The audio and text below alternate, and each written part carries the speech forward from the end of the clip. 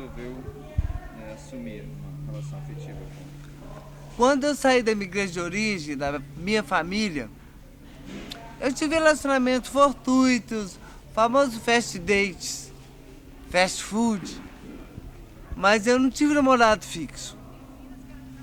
Porque primeiro era muito novo para mim aquele mundo. Segundo porque dentro do universo gay, as pessoas são resistentes a assumir a sua vontade de ter um relacionamento fixo. Então assim, eu namorei bastante, mas ter um relacionamento fixo naquele período eu não tive. Que durasse mais de 6 meses, digamos assim. Recentemente, há exatamente 4 anos, eu conheci uma pessoa e aí nós nos apaixonamos e estamos juntos há 4 anos. Esse é o meu primeiro relacionamento estável. Nós estamos juntos e cremos que vamos estar para sempre. Porque naquele período, para mim, assumir um relacionamento ainda era muito complicado, porque eu estava muito contaminado com as ideias, com os padrões heteronormativos.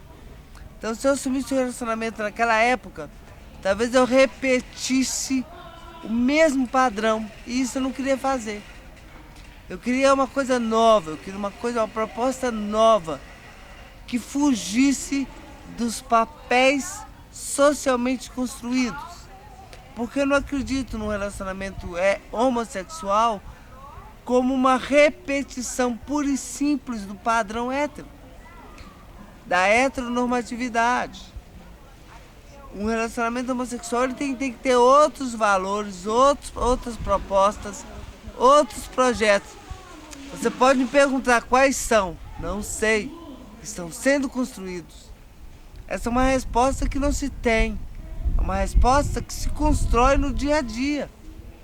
Eu e meu companheiro, nós tentamos construir essa resposta todo dia. É fácil? Não é fácil. Porque por vezes a gente se pega repetindo os padrões, a divisão de papéis, e a gente revê tudo e fala assim, olha, peraí, vamos mudar essa história, e a gente discute e tenta colocar as coisas de uma maneira mais equilibrada.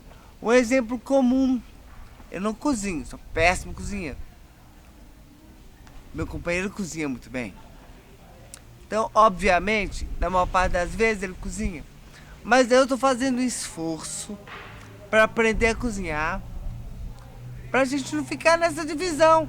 Eu lendo jornal, domingo pela manhã, e ele na cozinha. Uma bobagem. Né? Vai existir momentos em que eu quero ir para a cozinha também, e eu quero ajudar meu companheiro nessas tarefas diárias. E, pastor, quando você estava na igreja evangélica, com quem o senhor conversou a primeira vez sobre isso? Houve uma conversa com alguém da liderança? Como é que foi isso? Houve uma conversa, sim. Conversei com um pastor. E ele falou que era pecado, que isso era ação de demônios e que eu deveria jejuar, orar e pedir a Deus que me libertasse. Uma certa vez eu fiquei 5 dias em jejum, tomando só água, para que Jesus me libertasse. Qual a minha surpresa? Que no 6º dia, no primeiro dia após o jejum, eu estava do mesmo jeito. E eu comecei a questionar, Deus não gosta de mim, isso Deus está me castigando. Mas não dá para curar o que não é doença. Não dá para se libertar do que não é cadeia. Não dá para desalgemar o que não é algema. Não dá para fugir de uma realidade, da verdade, daquilo que nós somos no nosso íntimo, o que é mais nosso. Não dá para fugir de nós. Eu não podia sair de mim e não podia retirar de mim esse pedaço. Se eu retirasse de mim esse pedaço, eu seria alguém emocionalmente amputado. Mesmo porque esse pedaço continuaria lá, latente, pulsando, e é uma luta terrível, é uma guerra invencível. Você tentar matar você mesmo é um suicídio emocional terrível, que não vale a pena. Alguma coisa que você gostaria de falar sobre adolescentes, sobre receber cartas, e-mails? Conte um pouquinho dessas cartas e e-mails que o senhor recebe e também fale algumas coisas para esses possíveis adolescentes ou jovens ou homens que estão na igreja. A maior parte dos e-mails que eu recebo tem a ver com pessoas que estão nas igrejas evangélicas ou católicas, igrejas cristãs da maneira em geral, que sofrem. O idoso. A maior parte dos e-mails que eu recebo são de pessoas oriundas de igrejas cristãs, sejam evangélicas ou católicas, que vivem o mesmo drama que eu vivi. São pessoas que são líderes, que estão numa posição de destaque nas igrejas, ou que já estiveram e foram descobertas, e foram expulsas, humilhadas, ultrajadas, ou aquelas que estão lá, mas têm medo que isso aconteça. Eles me perguntam o que deve ser feito, o que eles devem fazer. E a minha resposta sempre é: seja você. Seja o que você é. Porque ser homossexual é dom de Deus. Ser gay é criação de Deus, é ser imagem e semelhança de Deus. E se nós somos imagem e semelhança de Deus, nós não estamos errados. Porque não é um processo de escolha. As pessoas dizem: ah, mas por que dia que você escolheu ser gay, virou gay? Não se vira, se é. Então eu digo para as pessoas que elas devem tomar consciência de si e que o mais importante no mundo é estar bem consigo. Não é possível estar bem com o outro se não está bem consigo. Jesus disse: amar ao próximo como a ti mesmo. Se a gente não se ama, não se entende, não se compreende, é muito difícil, ou é quase impossível, amar o outro, se relacionar com o outro, né, inteiramente, honestamente.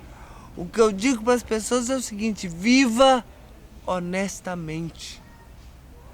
Porque só esta honestidade é capaz de te trazer maturidade suficiente para você viver a sua realidade.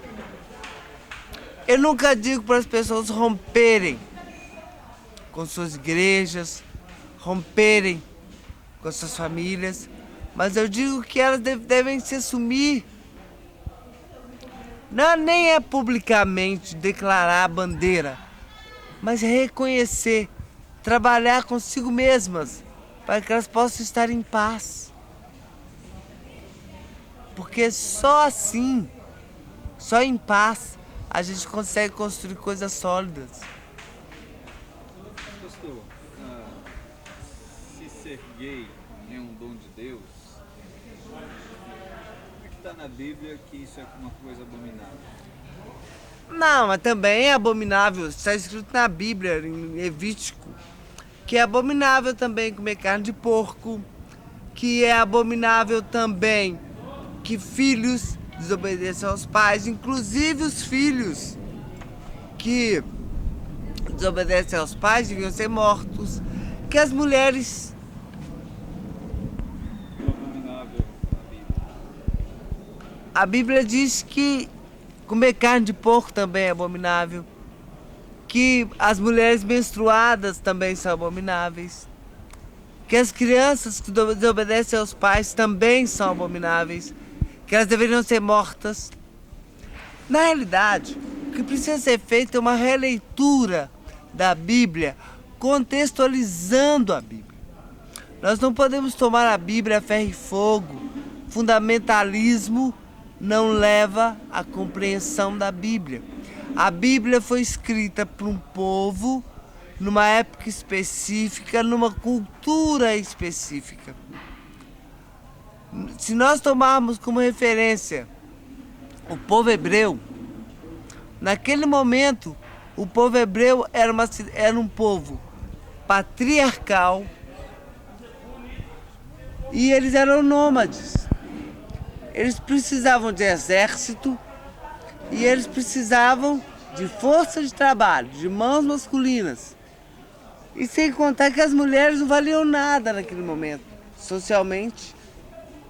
Então havia uma valorização excessiva do masculino.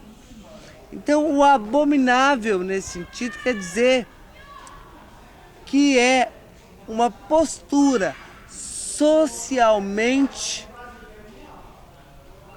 incorreta, digamos assim, era uma postura socialmente inaceitável, mas não tinha nada a ver com Deus. Será que isso não é tentar desconstruir todas as referências do texto bíblico só para afirmar a sexualidade? Paulo afirma em uma de suas cartas que os servos, os escravos, devem ser obedientes ao seu senhor. Será que isso ainda é aceitável? Será que a escravidão ainda é aceitável? Será que não ter mais de escravidão é uma desconstrução da Bíblia? Será que as mulheres, como Paulo argumenta, que elas deveriam estar caladas na igreja e submissas ao seu marido? E hoje nós temos líderes, mulheres, também é uma subversão da Bíblia ou é um processo de avanço da humanidade? A Bíblia ela foi escrita em determinada época, em determinada cultura. Naquelas culturas, esses comportamentos eram aceitáveis. Hoje não são mais. E nós vamos nos fundamentalizar e assumir de que as mulheres são inferiores, de que os negros são inferiores. Será que nós vamos dar um salto de qualidade e avançar? Ou nós vamos ficar presos a valores que não são do nosso tempo? A Bíblia é a palavra de Deus, mas ela é inspirada por Deus. Quem escreveu foram homens, seres humanos, e eles escreveram segundo a sua ótica, a sua cultura, o seu momento histórico e a sua capacidade de interpretação da realidade. Nós devemos ler a Bíblia de maneira relativizada, entendendo o tempo, a realidade e a cultura em que os textos foram escritos. Por exemplo, seria possível hoje nós afirmarmos que Deus criou apenas Adão e Eva e que toda a humanidade descende deles? Seria viável hoje afirmarmos que no livro de Josué relata uma história que ele orou durante uma batalha e o sol parou. Naquele tempo acreditava-se que o sol girava ao redor da terra, por isso ele declara que o sol havia parado. Mas será que hoje isso é aceitável? Obviamente que não, nós sabemos há muito tempo que a Terra que gira ao redor do sol. Isso destrói a Bíblia? Não. Isso apenas relativiza, nos leva a relativizar o texto bíblico. Então, a releitura da teologia gay faz uma relativização do texto para compreendê-lo no que tem de essência e retirar o que é posicionamento humano, ideológico, histórico e cultural. Acho que Deus está presente nos cultos da ICM. Com certeza, cremos. Primeiro porque tem uma promessa. A Bíblia diz, Jesus diz, onde estiverem 2 ou 3 reunidos em meu nome, ali eu vou estar. Mas Jesus não disse onde estiverem 2 ou 3 héteros. Onde estiverem 2 ou 3, ponto. Se nos reunirmos em nome de Jesus, Ele está conosco. Tem alguma coisa que o senhor gostaria de dizer ou acrescentar para as pessoas? Sim. Não perca tempo discutindo com o outro sobre quem você é. Seja você. Porque a única pessoa responsável por você na realidade é você mesmo. O dia que você parar e ouvir o seu coração, ouvir o seu íntimo, você vai perceber tantas e muitas coisas que você precisa ouvir e sua vida vai ser transformada. Porque o que o outro diz não pode interferir no que você pensa. Porque ninguém pode fazer o bem ou o mal a você, a não ser você mesmo. E como diz Caetano, cada um sabe a dor e a delícia de ser o que é.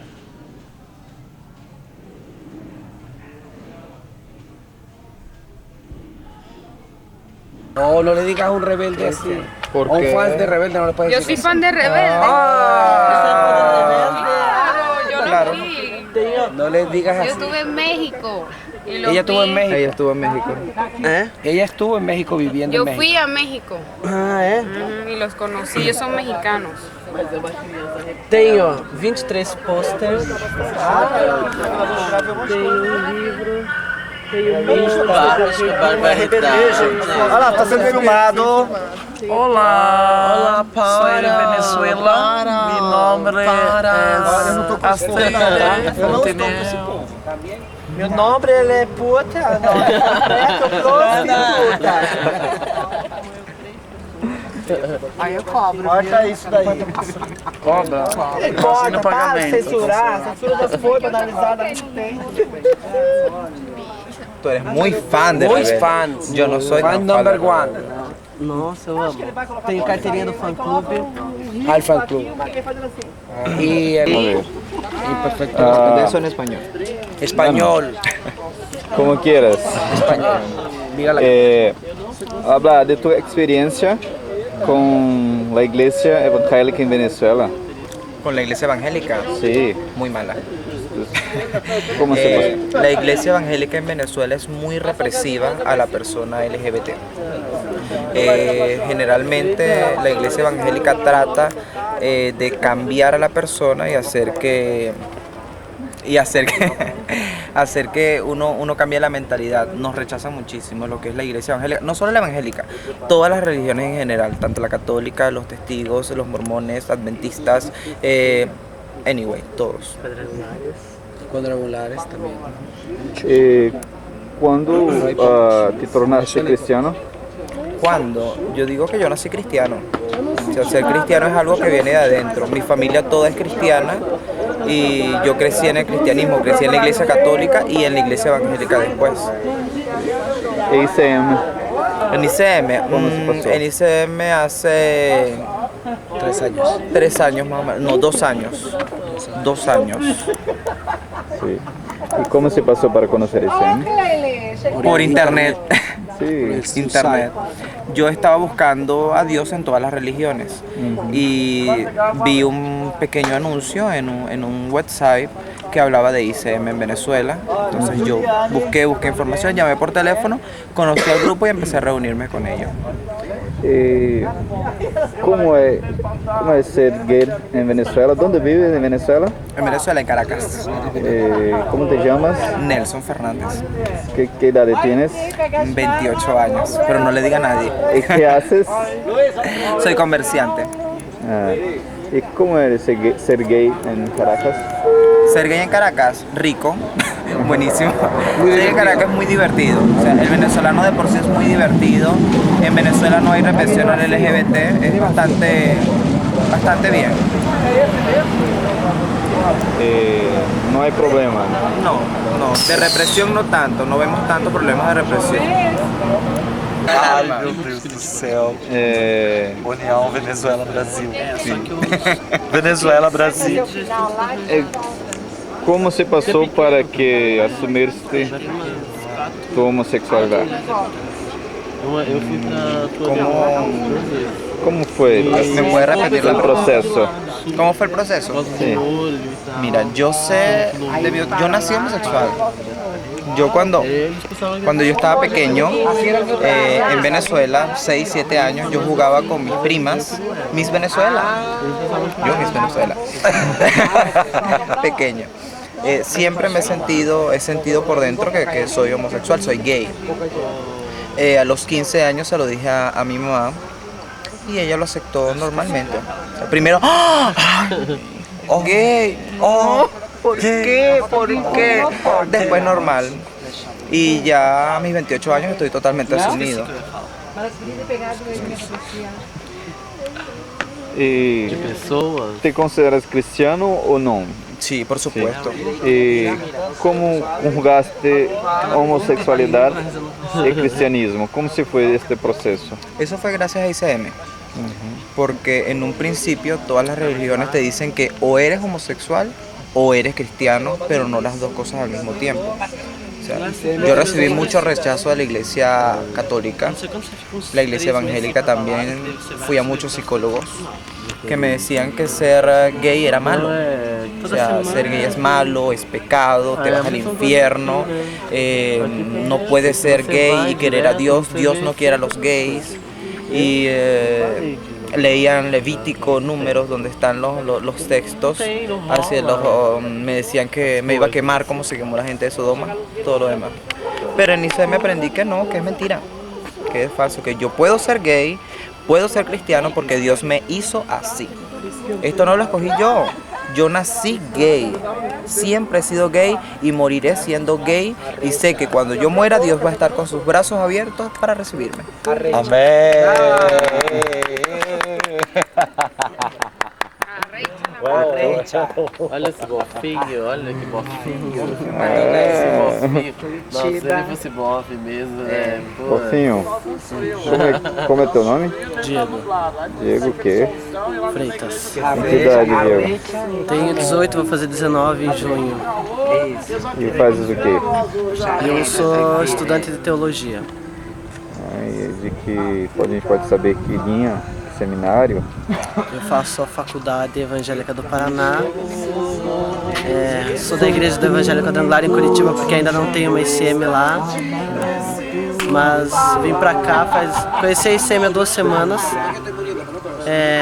Por causa do... Comecei a conversar com o pastor Cristiano, ele me convidou para começar a trabalhar com uma ICM aqui, levar para Curitiba uma ICM. E como é que é na Igreja Quadrangular? O pessoal e os pastores mais novos, eles são mais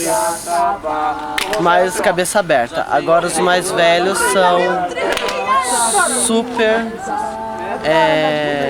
tradicionais.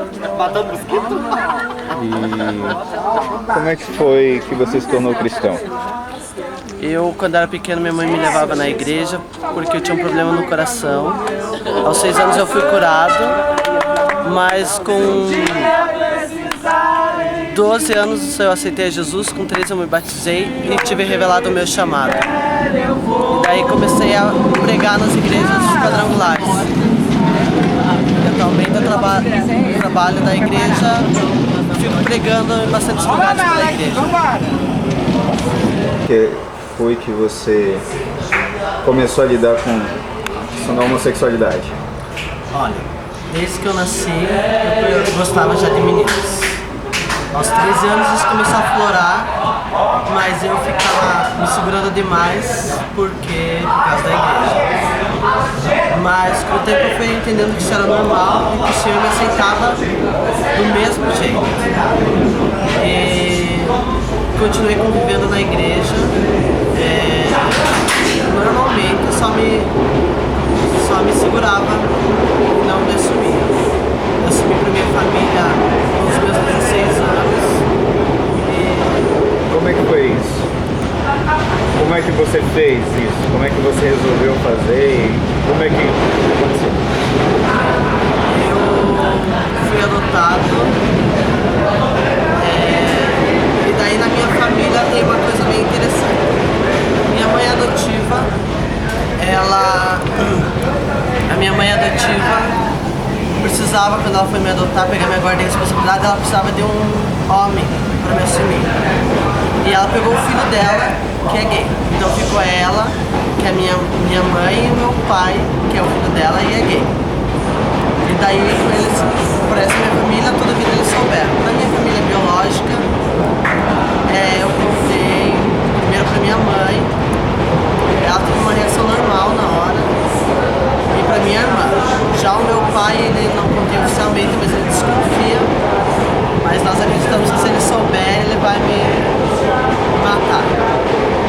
E como eu dependo dele, eu não contei oficialmente, mas ele sabe porque eu morei 1 ano e 5 meses.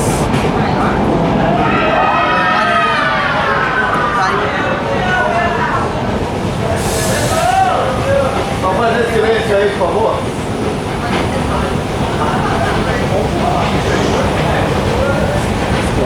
Você morou 1 ano e 5 meses, retoma desse ponto. Morei 1 ano e 5 meses com meu marido. Daí depois desse tempo, a casa era da mãe dele, a mãe dele voltou pra casa, ele se assumiu gay e a mãe dele me tocou. Daí faz mais ou menos 1 mês que nós não estamos morando juntos, esperando um apartamento embaixo da minha casa, esvaziar para nós morarmos juntos de volta. E como é que você chegou a essa relação de viver o cristianismo e ser gay? Como é que foi esse processo? Você chegou a conversar com alguém na igreja sobre isso? Sim, no começo foi bastante difícil. Eu achava que era uma coisa errada, mas depois eu pertenci à Quinta Igreja Quadrangular de Curitiba e o meu pastor, eu contei pra ele. No começo ele me deixou parado por 7 semanas, fez um processo de libertação comigo. Daí como eu não fui liberto, porque não é uma questão de libertação, ele deixou eu retomar meus trabalhos e desde então ele começou a me ajudar bastante para eu crescer no ministério. Daí fui para uma outra igreja há pouco tempo, há mais ou menos 1 ano, para começar um trabalho lá. E lá só uma líder minha soube, mas ficou muito. Na hora ela ficou admirada, daí eu falei para ela, então eu estava sendo bênção até agora. A partir de agora eu sou maldição, mas o Diego que ganhava bênção, ganhava almas é o mesmo que ganha almas agora. E daí ela falou, pensando desse lado, mas ele sempre tem os mas deles, né? Tem alguma coisa que você gostaria de falar sobre isso ou outro assunto para muitos jovens como você, mais novo que você, ou pessoas mais velhas que vivem esse dilema? O que eu tenho para falar para essas pessoas que o Senhor ama elas igualmente, porque Deus não faz exceção de pessoas. Eu tenho essa certeza. Deus tem a certeza da minha salvação. Sei que sou usado por Deus e todas as pessoas têm essa capacidade. Procure uma ICM que eu conheço ela só há 2 semanas. Vim para o retiro de Páscoa, mas amei. Estou apaixonado pela igreja, me apaixonei pelas pessoas, pela amizade que tem, pelo amor que uns têm pelos outros e pelo carinho que fazem a obra de Deus. Tenho certeza que todos nós podemos sim servir ao Senhor. Porque eu trago em minha vida a marca da promessa. Paga com o sangue de Cristo na cruz. Aleluia.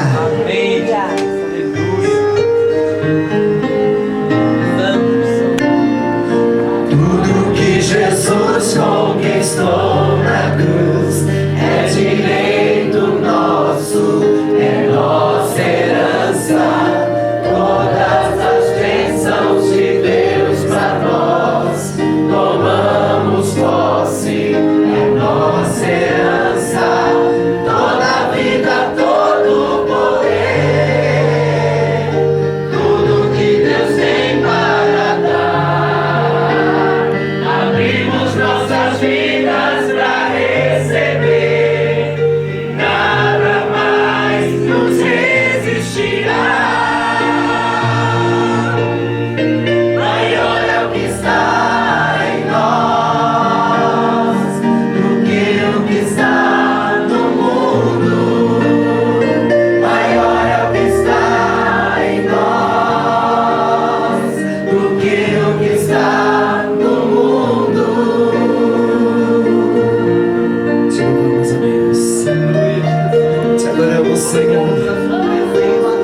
sentir o teu mover em nosso meio esta noite. Queremos te agradecer, ó Deus, porque desde sexta-feira o Senhor tem nos abençoado e continuará abençoando. Tudo que Jesus conquistou na cruz é direito nosso, é nossa herança. Todas as bênçãos de Deus pra nós, tomamos posse, é nossa herança. Toda a vida, todo o poder,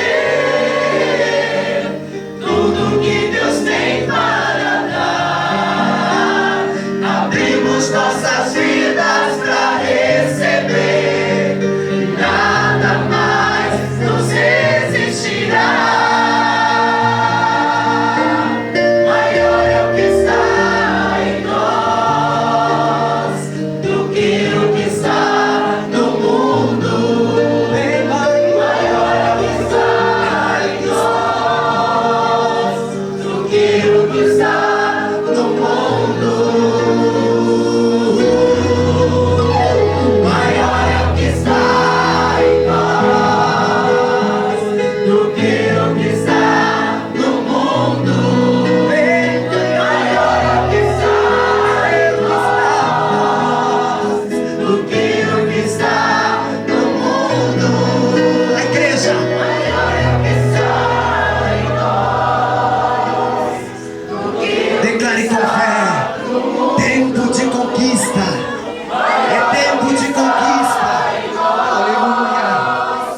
Do que o que está no mundo. Bem maior está em nós do que o que está no mundo. Bem maior é o que está em nós do que o que está no mundo.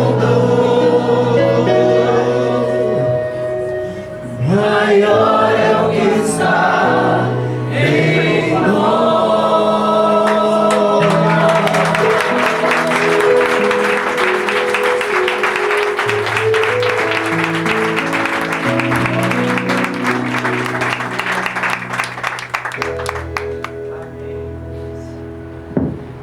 Levaram o Senhor do sepulcro, e não sabemos aonde o puseram. Outro discípulo correu mais apressadamente do que Pedro, e que os lençóis que tinham estado sobre a sua cabeça não estava com os lençóis, mas enrolado num lugar à parte. Então entrou também outro discípulo que chegou primeiro ao sepulcro e viu e creu. Porque ainda não sabiam a escritura que dizia que era necessário que ressuscitasse dos mortos. Tornaram, pois, os discípulos para casa. Amém? Amém.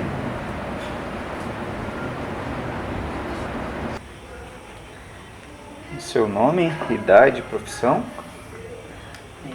Meu nome é Patrícia Augusto, 24 anos, sou representante de serviços.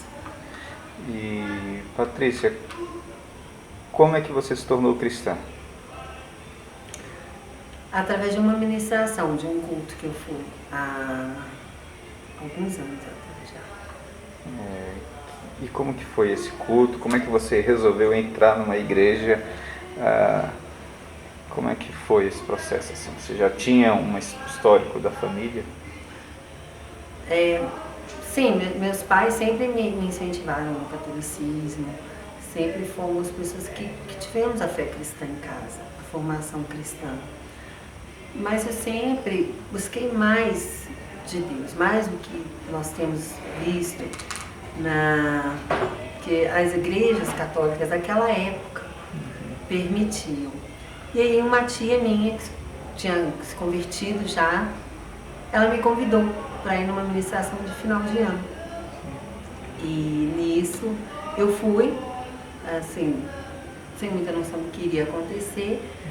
Chegando lá me surpreendi, porque eu vi que o Deus que pregavam ali, o Deus que falavam ali, era o mesmo que eu vinha buscando há um tempo já, mas que não tinha. Eu sempre tive muita curiosidade de ler a Bíblia, não tinha esse incentivo, sempre tive muita vontade de pular aquelas etapas de ora para tal santo, ora para...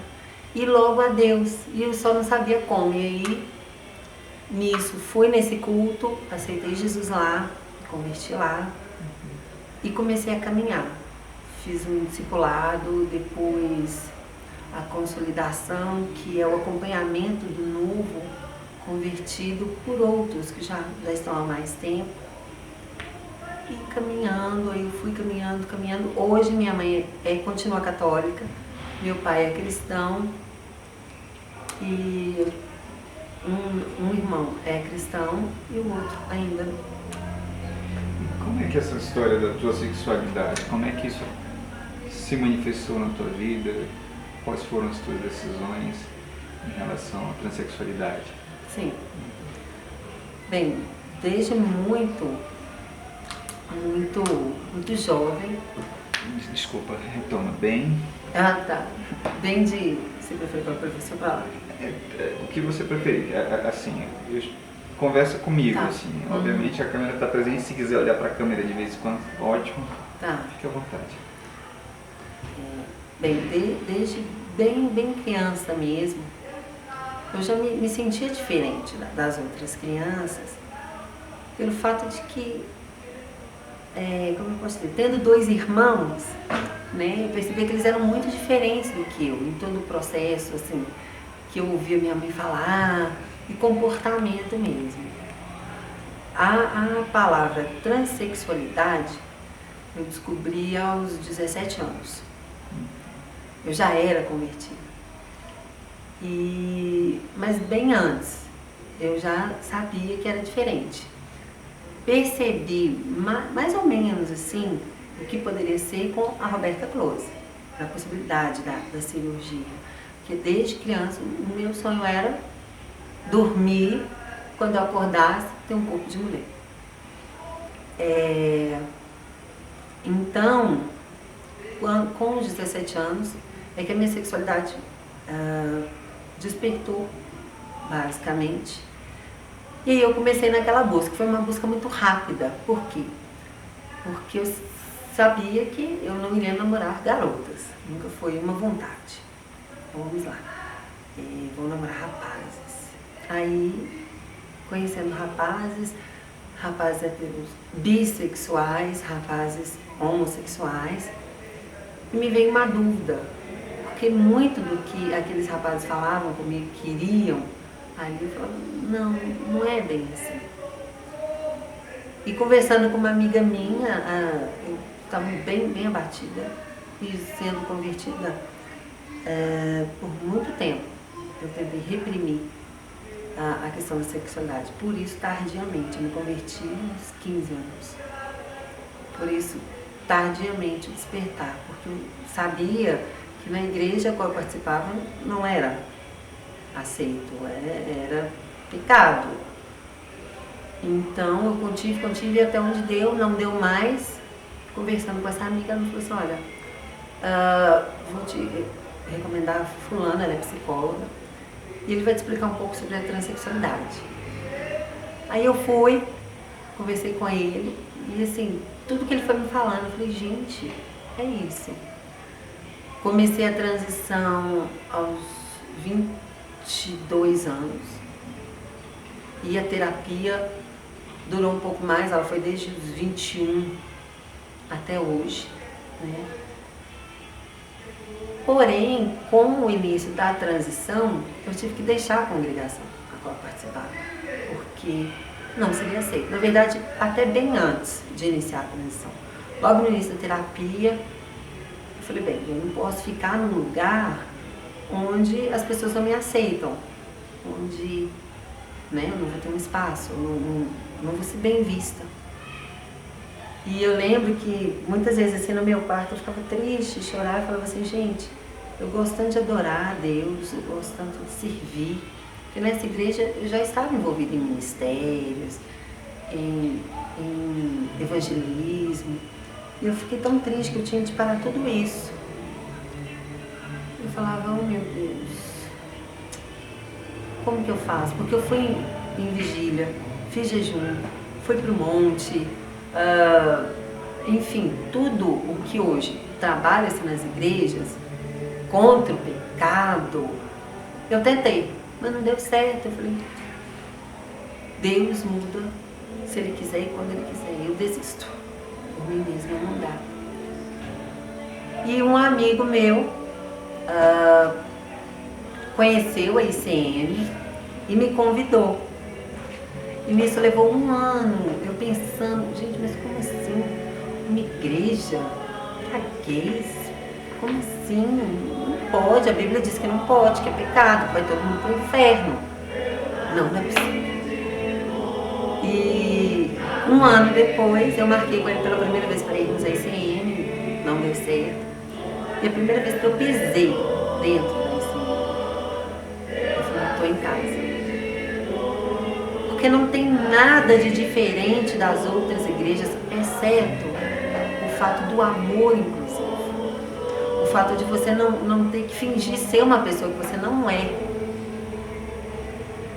O fato de que você seja homossexual, transexual, bissexual, travesti, heterossexual, não importa a sua sexualidade.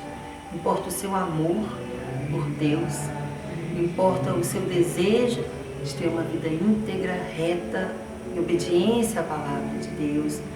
Não aquela palavra do homem, como eu posso dizer, não do homem, mas interpretada pelo homem, mas a verdadeira palavra de Deus. E nós vemos diversas vezes Jesus acolhendo a prostituta, acolhendo o leproso, acolhendo os perdidos, os famintos, enfim, eu em momento algum vejo Cristo rejeitando alguém. Pelo contrário, Ele próprio diz que veio para os doentes, não para os sãos. E aí, quando eu vim para a ICM, comecei a viver as ministrações, a ser pastoreada, eu pensei realmente, Jesus também foi excluído. Jesus também fez parte de uma igreja. Jesus também foi alguém que não era considerado ninguém. Jesus foi perseguido, Jesus foi odiado. E para aquela época era um absurdo o que ele fazia. Como para a nossa época pode ser um absurdo. Pessoas que não são tão diferentes, são seres humanos como qualquer outro. Adorar a Deus. Patrícia, a sua relação com a igreja, como foi que você conversou pela primeira vez na igreja, quando você se converteu, sobre homossexualidade, sobre desejo homossexual, como é que foi a reação? Eu não tocava no assunto. Tanto que eu lembro que para a preparação do batismo, eles deram uma listinha pra gente preencher. E essa era uma das opções, eu não marquei, que essa listinha ela seria lida. Eu não tocava no assunto, mas era inegável, assim, por causa do jeito. As pessoas percebiam a diferença. E muitos até vinham conversar comigo a respeito. Mas eu sempre preferi me manter à parte. Eu era uma pessoa cristã sem sexualidade. A minha sexualidade não vinha em pauta, não vinha em voga. Então eu não cheguei a falar. Mas com certeza, toda a ministração de libertação eu estava lá. Toda a ministração de cura interior eu estava lá. Todo o movimento, eu acabei entrando numa luta interior, onde eu lutava contra mim mesma. Então, mas eu acredito que se eu tivesse dito, eles não teriam feito diferente do que eu fiz. Com certeza me mandariam para libertação, cura interior, discipulamento, não teriam feito diferente de tudo que eu fiz. Só que eu prefiro me resguardar. Porque numa igreja hoje, quando você diz eu sou gay ou eu sou viciado, as pessoas te olham com um olhar diferente. E uma coisa que eu acho desnecessária, então eu prefiro evitar. E na sua família, como é que foi esse processo na sua família? É um processo complicado, porque é uma família conservadora, é uma família que, como eu posso dizer, é uma família que, de certa forma, compreende a diferença, não julga, não agride, mas deixam sempre bem claro que preferiam que fosse diferente. E tudo que é possível, eles tentam fazer para que seja diferente. Existe uma compreensão, eu sempre ouço assim, tem que ver o que aconteceu com fulano, que causou, que depressão foi essa, que mágoa é essa, que a pessoa se tornou isso. Mas uma das coisas que eu acho assim, que tem de existir na vida de qualquer pessoa é a independência. Então, a partir do momento que eu conquistei a minha independência, os meus familiares eles acabaram ficando à parte, né? Então, eu tenho respeito deles e faço por onde ter. Não agrido ninguém, não obrigo ninguém a presenciar coisas que eu sei que eles não gostariam de presenciar, momentos, não os obrigo a vir para a minha realidade, mas eu tento conviver com a realidade deles e eles com a minha, com respeito mútuo. Eles sempre tocam com muito cuidado nesse assunto, assim. Então é complicado ainda em relação à família, mas eu acredito que bem menos do que foi logo no início da transição. Foi bem mais intensa a reação. Você tem algum episódio assim que você gostaria de falar sobre esse momento? Um episódio? Eu lembro que quando nós começamos o tratamento hormonal, a primeira coisa que desenvolve são os seios. Aí eu estava bem um dia na cozinha assim, com uma blusa solta, e os seios pontudos, minha mãe parou para mim e falou assim, mas que coisa é essa? Como assim, depois dessa idade, você está criando peito? Isso é um absurdo. Não, ou você some com isso, ou eu vou mandar cortar. Eu olhei para ela assim e falei, Ela falou, eu estou falando sério, dá um jeito de sumir com isso. Eu fiquei pensando, meu Deus, como que eu vou sumir com isso? Como que eu vou sumir comigo mesma? Enfim. E assim, foi um acontecimento logo no início. Hoje é mais tranquilo. Hoje eu percebo que olha e não comenta. Ou então faz um comentário assim meio ácido. Seu peito está cada dia maior, hein? E não chega mais a ser uma agressão direta. Eu vou cortar, eu vou... Não. Uma observação, está cada dia maior. Pois é. Então. E temos convivido assim. E a sua relação com Deus, assim, como é que você conseguiu perceber que Deus aceitava a tua transexualidade, se Deus te criou homem? Pois é.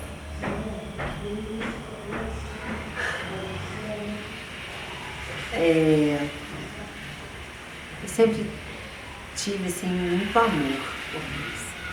Outro dia eu estava lembrando lá em casa que quando eu era criança, devia ter uns 6 anos, 5 anos, eu estava sentada na porta da sala, ficar cantando para Deus. E aquilo ficava horas olhando para o céu, cantando para Deus. E quando eu comecei a transição, eu falei, eu vou me afastar da igreja, vou me afastar de Deus, eu não vou, assim, porque eu não consigo lidar com isso. É uma coisa que ele não aceita e eu não consigo lidar. Mas o amor dele foi me convencendo. Quando nós lemos na Bíblia que nem anjos, nem principados, nem potestades, nem o presente, nem o porvir podem nos afastar do amor de Deus, é verdade. Porque o amor dele foi que me convenceu. O amor dele foi que dia após dia me fez ver que eu precisava dele e que ele me ama exatamente como eu sou, mesmo tendo nascido num corpo geneticamente masculino. E isso foi uma grande luta também, porque eu falei, meu Deus, como que eu vou mexer numa coisa que o Senhor criou? Falta de respeito é essa? Mas aí, eu pensei, o cego de nascença da Bíblia, ele não voltou a ver? Ele nasceu cego. Se nós temos que permanecer da mesma forma que nascemos, ele tinha que ter permanecido cego. O aleijado, se ele nasceu aleijado, ele tem que morrer aleijado. Então, se hoje um transexual passar pela cirurgia de readequação física é um pecado, então é um pecado. A cirurgia de visão, cirurgia para fala, audição, próteses, se as pessoas nasceram defeituosas e Deus as criou assim, então que fiquem assim. Porque a própria Bíblia diz, Deus não faz acepção de pessoas. Não importa, não faz. Então se eu não posso, outros também não podem. Estamos no mesmo pecado, vamos todos para o mesmo inferno. E muitas pessoas estão falando comigo assim, mas como você usa a comparar? Pergunta para um cego qual o sofrimento dele. Pergunta para uma pessoa que nasceu surda e tem a oportunidade de voltar a ouvir qual o sofrimento dela. Pergunta para uma pessoa que nasceu e não pode andar, qual o sofrimento dela de estar parada num ponto de ônibus, ser olhada como um extraterrestre, como um diferente, ou muitas vezes com um olhar de compaixão, e pergunta para um transexual como ele se sente. E aí você vai ver que são coisas parecidas, não só transexuais. Mas aí, partindo para outro ponto, os homossexuais também. Eles não fazem alteração no físico, mas muitas vezes há uma alteração na vida social. Porque se vai numa festa da empresa, não vai pai, mãe, filhinhos, com duas pessoas do mesmo sexo, dois companheiros ou duas companheiras, enfim. Então há essa alteração. E é só perguntar para essas pessoas e fazer o comparativo, você vai ver que não existe essa coisa de é pecado fazer a cirurgia de transgenitalização. Então é pecado fazer uma cirurgia que vai devolver vida aos olhos de uma pessoa que nasceu assim. Qual foi a conversa com a sua família quando você decidiu fazer toda essa mudança? Eu tenho preterido essa conversa, sabe? Por quê? Porque é necessário um período de 2 anos para que você consiga um laudo de transexualidade. Então, até esse laudo, eu preteria essa conversa. Também porque eu queria ver como eu iria reagir com as mudanças. Porque é meio complicado. Eu viro para você e falo, hoje, olha, eu nasci homem, mas eu não sou homem, eu sou mulher, eu vou me vestir de mulher, eu vou andar com mulher, eu vou viver como mulher. E depois, eu simplesmente vou fazer, cansei, agora eu vou viver como homem. Entende? Então eu preteria essa conversa, mas foi pela estrutura da família bem sucinta. Peguei o laudo, dei a cópia do laudo para cada um dos familiares mais próximos, e aí é o núcleo familiar mesmo, mãe, irmãos. E é isso. Todos têm um esclarecimento melhor, então não precisei de aprofundar muito. Eu lembro que eu fiz até uma didática, eu passei 2 filmes antes, que contam a a vida de uma pessoa transexual na infância e já na fase adulta, que são aquele Minha Vida em Cor-de-Rosa e Transamérica. Então, com isso, eles puderam entender todo o processo, porque eu saberia que se eu tocasse, fosse profundo no assunto, para eles seria um desgaste muito grande, para mim também. Então, eu preferi nos poupar disso, mas deixar bem claro as intenções. E a reação deles, assim, quando você passou, deu esse laudo e tudo, como é que foi? No primeiro momento, de tristeza, até um pouco de revolta. Já no segundo, de aconteceu alguma coisa, alguma refeição, isso está errado, assim. E num terceiro, eu acho tão engraçado as pessoas terem compaixão, sabe, de nós. Falar assim, pois é, fulano de tal não merece essa vida. Porque vai sofrer. Gente, mas quem não sofre hoje? Quem não é discriminado hoje? Por ser branco você é discriminado, por ser negro você é discriminado, por ser pobre você é discriminado, por ser monogâmico se é discriminado, por não ser se é. Todo mundo sofre. O sofrimento é algo inerente à vida da pessoa. Mas, nesse segundo momento que a minha família está agora, eu tenho deixado bem claro para eles que eu sofro menos hoje do que eu sofri antes. Porque hoje eu não preciso lutar contra mim mesma. Eu não preciso mais ser minha pior inimiga. Mas pelo contrário, eu me amo hoje e por isso eu tenho forças para enfrentar os diversos obstáculos que vêm. Você já foi vítima de discriminação? Explícita? Explícita. Depois da transição, não. Eu acho uma coisa assim terrível. É escola, que os meninos pegam no pé mesmo, assim. Então, na escola, sim, foi uma fase muito conturbada da minha vida. Mas depois, não. Eu acho que a postura do indivíduo também conta muito. Então, eu procuro ter sempre uma postura respeitosa, para que eu receba respeito. E tem dado certo, tem dado muito certo. Eu não obrigo ninguém a aceitar a minha condição de gênero. Como também não gostaria que ninguém me obrigasse. Então, há respeito, mas de vez em quando a gente entra no ônibus e percebe aquele olhar assim, como quem diz, meu Deus, que pessoas. Entende? Mas eu procuro devolver todos esses olhares com amor. E eu aprendi a entrar dentro do ônibus e a primeira coisa, antes de olhar para qualquer pessoa, falar, meu Deus, abençoa cada um que está aqui. E quando eu faço isso, eu consigo olhar para essas pessoas com amor. E quando uma pessoa me dá um olhar de rispidez, de desaprovação, eu consigo devolver para ela um olhar de, olha, você é bem parecida comigo, mas eu te amo assim mesmo. Você pode não ser um transexual, um homossexual, um heterossexual, mas você é um ser humano, estamos na mesma condição.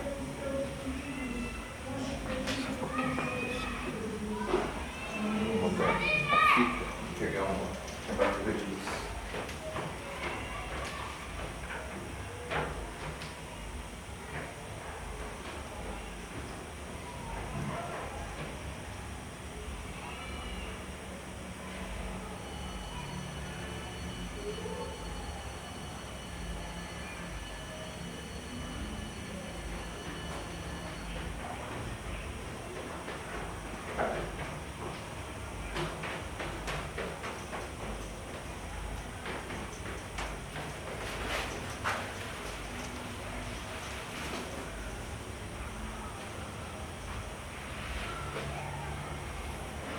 Thank you.